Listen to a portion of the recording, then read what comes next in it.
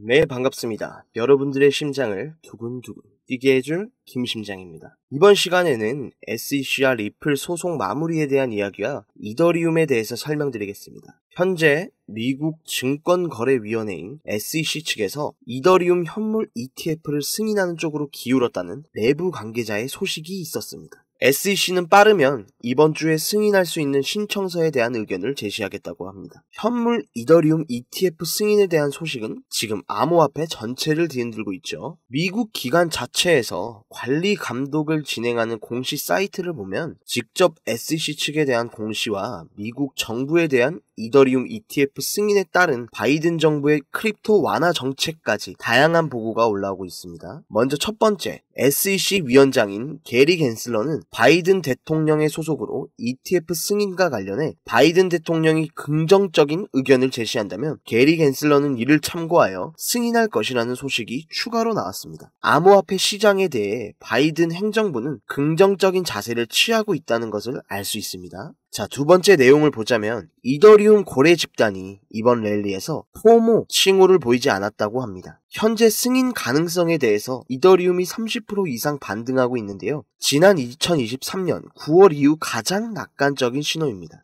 하지만 현재 이더리움 지갑 상태는 대형 고래보다 소형 이더리움 지갑 수가 더 많다고 합니다. 지난 1년간 고래들의 지갑이 10% 감소한 것을 보아 이번 시장 랠리에 참여하지 않았음을 알 수 있죠. ETF 승인과 관련하여 거절 혹은 연기로 인해 암호화폐 공황이 발생할 수 있기 때문에 이더리움 고래들이 현지 시장 분위기에 따라 이탈한 것으로 보여집니다. 자, 이렇게 이탈한 고래들은 어디로 움직이냐? 바로 리플, XRP로 움직입니다. 리플과 SEC의 소송 전쟁이 곧 마무리된다는 건 다들 알고 계시죠? 리플이 살짝 가격이 약세를 보일 때 고래들이 이 틈을 파고들어 3억 3천만 개의 코인을 이동시켰죠. 무려 하나로 750억 원 정도입니다. 이렇게 격동적인 가격 변동 속에서 등장한 고래의 거래는 암호화폐 시장 속 XRP 리플의 급상승을 촉발시켰습니다. 리플과 SEC의 소송이 원만하게 합의된다면 XRP의 가치는 크게 상승할 거라는 당연히 아는 사실들이죠. 심지어 리플은 현물 ETF 출시를 준비하고 있는 시점으로 가격은 더욱 상승할 것을 전망합니다. 암호화폐 전문가 다크 디펜더는 현재 리플은 급격한 가격 상승을 보여주는 포물선형 상승 형태를 띠고 있으며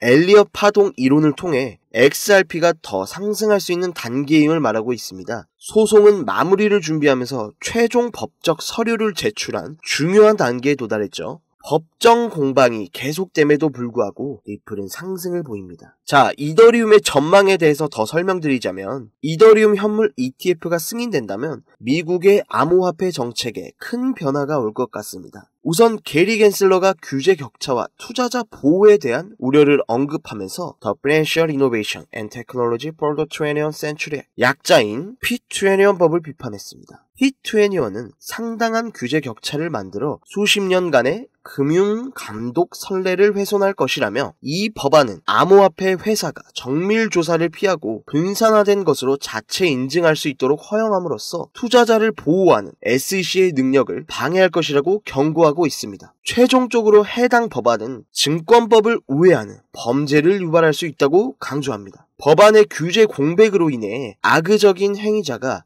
빈틈을 파고들어 증권법을 회피하여 사기 계획을 할 수 있다고 합니다. 하지만 현재 P21은 미국 하원의회에서 승인이 되었죠. 코인베이스 CEO인 브라이언 암스트롱은 명확한 암호화폐 규제의 필요성을 강조하며 하원에서 승인됨을 축하한다고 전했습니다. 현재 해당 법안은 심의를 위해 상원으로 넘어갔지만 바이든 행정부는 디지털 자산 투자자와 소비자에 대한 적절한 보호가 부족하다며 법안을 반대했죠. 하지만 백악관은 P21이 하원을 통과할 경우 거부권을 행사하지 않을 것이라고 했는데요. 이는 바이든 정부의 잠재적인 협상과 타협의 여지를 남겨두며 상원의 결정이 미국 암호화폐 규제의 미래를 결정하는데 매우 중요할 것으로 보입니다. 자, 여러분, 제가 더 말씀 안 드려도 대형 호재가 어디로 가는지 다들 아신다고 생각합니다. 여러분, 인생은 타이밍입니다. 다들 타이밍 잘 보시고 들어가셔야 합니다. 여러분, 마이클 세일러, 캐시 우드, 일론 머스크 등 비트코인 강세론자들은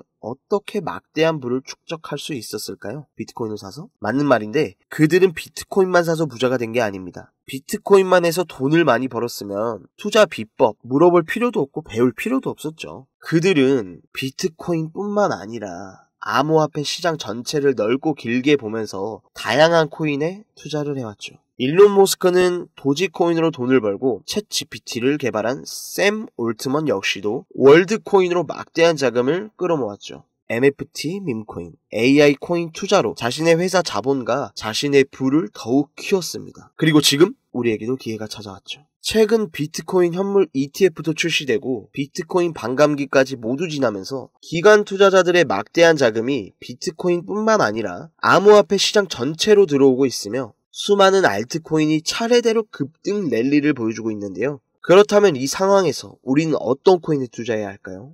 예전 시바이누 급등 때와 같은 상대적으로 저렴하지만 성장 가능성이 큰 코인에 투자해야죠. 그런 코인이 어디 있냐고요? 제가 여러분들을 위해 열심히 찾아왔죠. 마이클 세일러, 캐시 우드, 일론 머스크 등 미국 부자들의 지갑 주소를 추적해본 결과 바로 이들의 지갑에서 공통으로 겹치는 한 가지의 코인을 목격할 수 있었는데요. 이 코인은 현재 이미 매집이 끝난 상태고 매년 비트코인 컨퍼런스에서도 이 코인을 대중들에게 몇 차례 언급하면서 큰 상승을 애견했던 적이 있습니다. 이건 저만 생각하는 게 아니라 월가의 기관 투자자들도 이 코인의 성장 가능성을 높게 사고 있죠. 가격이 저렴하니까 로또 한 장 혹은 커피 한 잔 정도만 우선 생각해보세요. 예로 들어서 예전 시바이누 300% 정도 급등했었으니까 5,000원이 15,000원 되는 기적, 그 기적을 다시 볼 수 있습니다. 커피 한 잔 덜 마시고 한번 해보세요. 마이클 세일러, 캐시 우드 등 월가의 거물급 인물들이 투자하고 있는 이 코인